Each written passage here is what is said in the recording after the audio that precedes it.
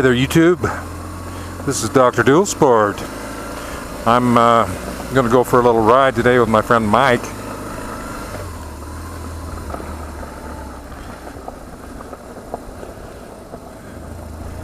He'll be riding his Sportster. Yeah, I got a lot of stuff. I don't know what it is, but anyway, you can hear me now. Okay, anyway, I'm riding with Mike, and he has a passenger, Jana, who is his stepson's girlfriend. And Billy was working today, and she was just sitting around, so she was glad to go along for a ride. So we're going to head up the road, and if we get some interesting sights there, we will show them to you. So anyway, this is Dr. Dual Sport out.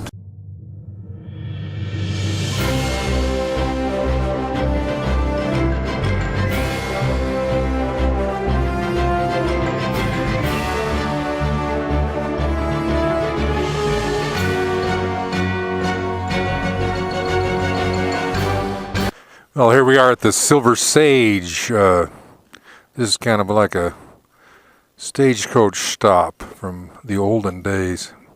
Anyway, if you're ever on Highway 36,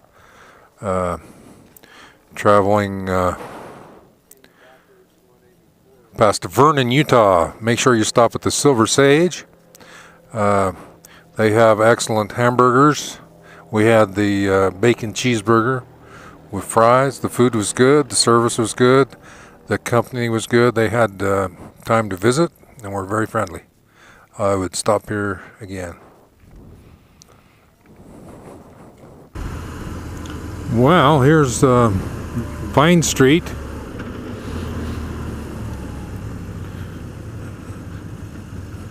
Mr. Rohonek told me to turn on to Vine Street and then follow it on up through town, and it turns into Center Canyon Drive. Well, looks like this is Center Canyon Drive. Gonna head right up into this big canyon here.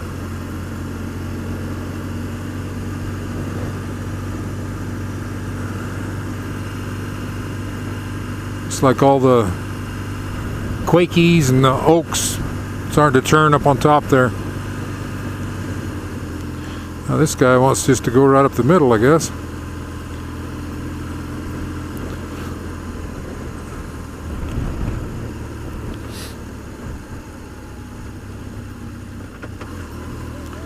Yeah, well, he's locked in on that double yeller there. That's all right. He's probably looking for deer.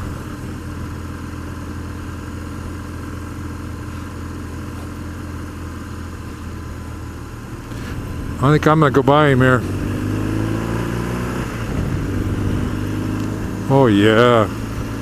Boy, that took a lot of bravery. You're clear up here. Yeah, you're clear as can be, so.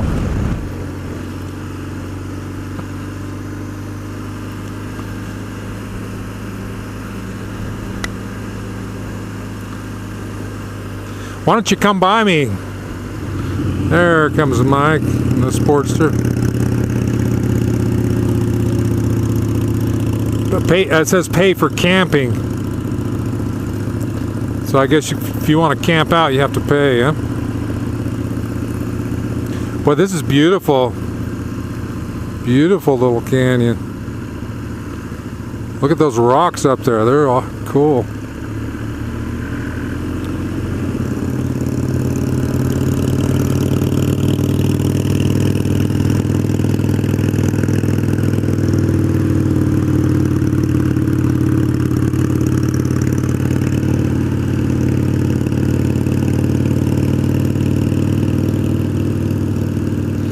I guess there's where you have to stop to pay to camp.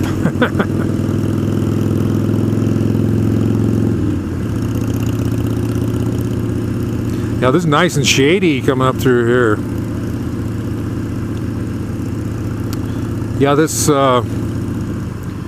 canyon starts, I don't know what, well, I guess this is Center Canyon. Comes right up from Tooele, headed east toward the top of the Ochre Mountains, and then on the other side it's Butterfield Canyon, right down into Harriman, which is Mr. Duffactor country and Mr. Rohonek country.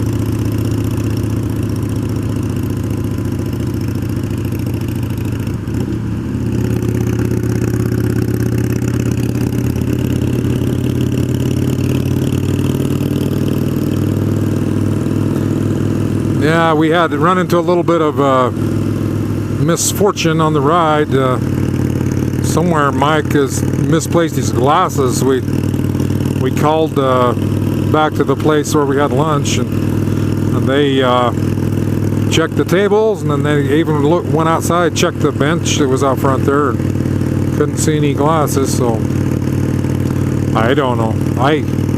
If he's like me and my gloves, every time I go on somewhere, I sit my gloves on the seat of the bike, and then I'll come back, take off, and buy back gloves. Most times I only lose one, though.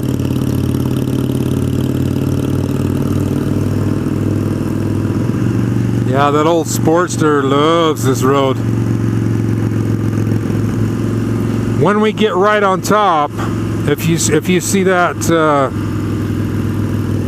on the left, if you see a road, Kennecott Overlook or something like that, let's take a check it out, see if it looks like a good road. Let's ride up there a little ways. Maybe we can get a view of the big old Kennecott mine.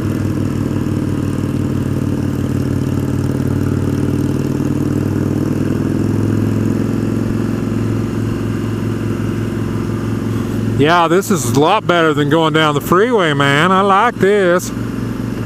Yeah. You don't have to go 90 all the time. You can just cruise along here.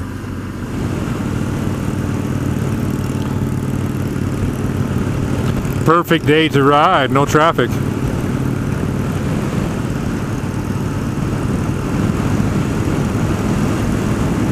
You know, it appears that they must let four-wheelers up here, because that track on the right there looks like it's spaced about like a what are those four-wheelers? 40 inches or something like that.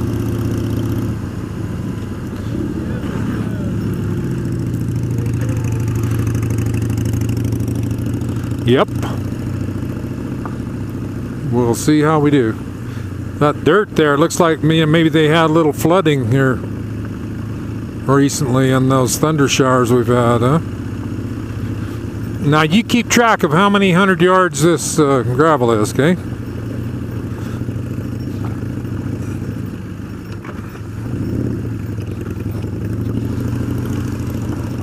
Yeah. I'll give you just a little space there so I don't run over you.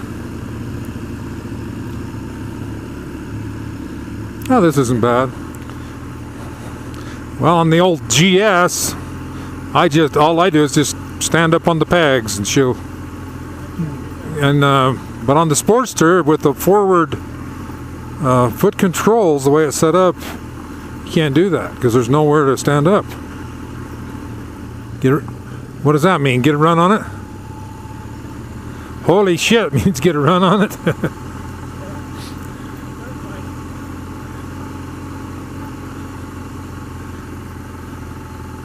Jana ready to push? I know what that bike you're riding is. It's a dual Sportster. I'll have to start calling you Mikey Dual Sportster.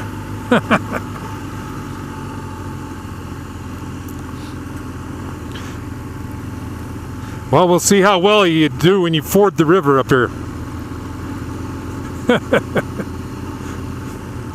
Well, if you always knew what every road was going to be like, it wouldn't be quite as fun. Maybe the map lied.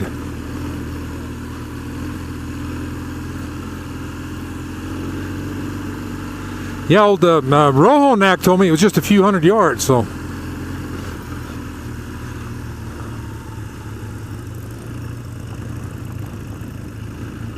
So that's probably the case, but he didn't say how many hundred.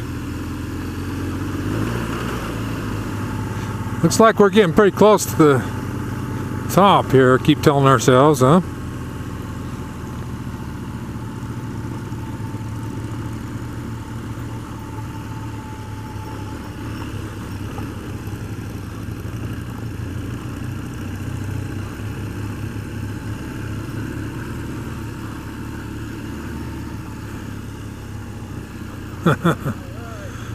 Is that what you call a piece of cake?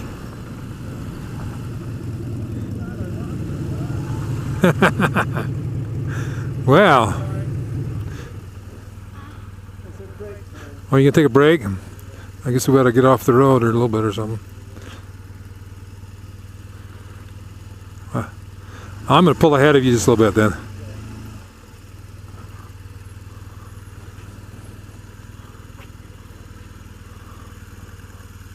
To see the.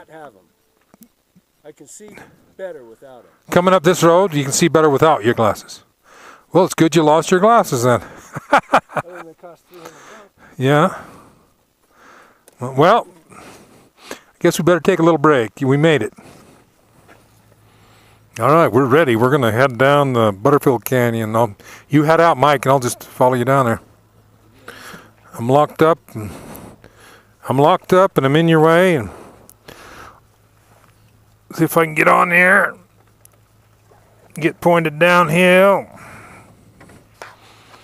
Get my kickstand up.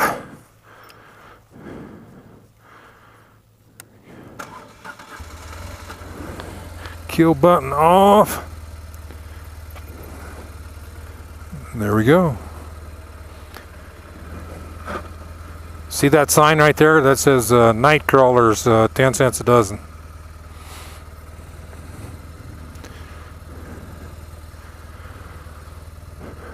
Oh yeah, here we can, around this corner we can see the tailings pile there coming out of that big Kennecott pit. So go ahead. Yeah, we didn't even have to go on that dirt road. So yeah, that is one humongous mound of dirt there. Is that the largest open pit mine in the world, or? I'll research that. I think it's like the largest, if not runner-up.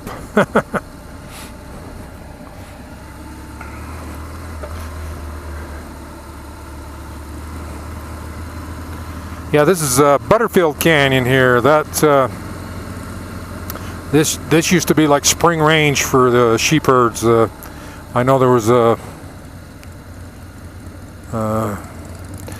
family in Harriman, the Butterfields, and for several generations they'd been in the sheep business, and they probably owned this property. I know they owned still like about 20 years ago when I was doing sheep, they still had some of the permits that run up onto the Camp Williams Army Preserve there. So a lot of spring country, spring lambing ground and stuff.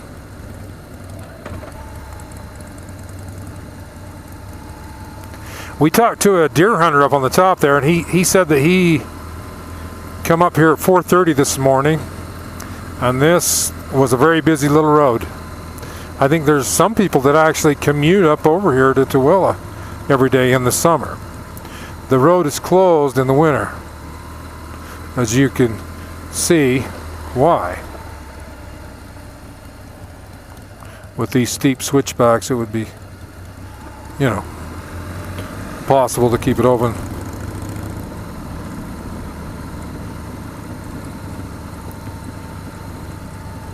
Oh, wow.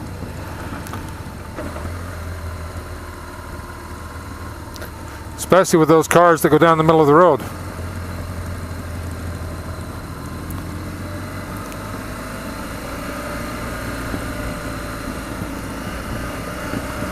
Yeah, this is my first time down Butterfield Canyon. Yeah, it looks like there's a lot of roads around here that would be KLR country, you know.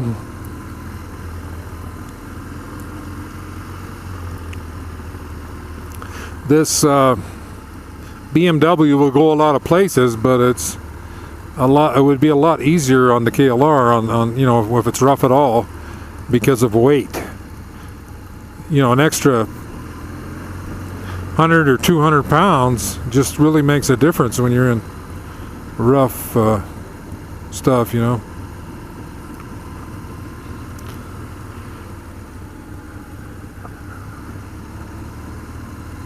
And then tires make such a difference. I've never had knobbies on this, you know. I thought, you know, well, that'd be fun to throw some aggressive knobbies on there to just see what she would do in the, you know, rougher areas and sand and stuff. These tires you can get by quite well if you'll deflate them, like let your maybe let the rear down to like 20 or something and the front down to 16 or thereabouts. It really makes it a lot more stable on loose gravel and dirt. Then when you get back to the highway, you got to pump her back up. Yeah, because, you know, they were some big storms we had a few weeks ago. Some of those places, I forget where, but they got like an inch or two, which is almost unheard of around here, you know.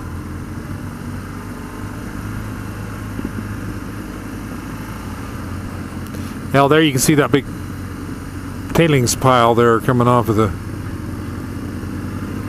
Kennecott mine.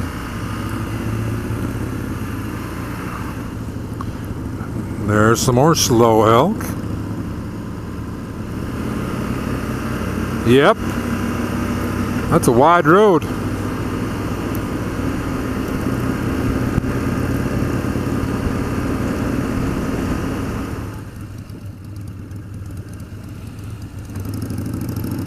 Well, here we are at the mouth of the Butterfield Canyon, coming out into the Salt Lake Valley here.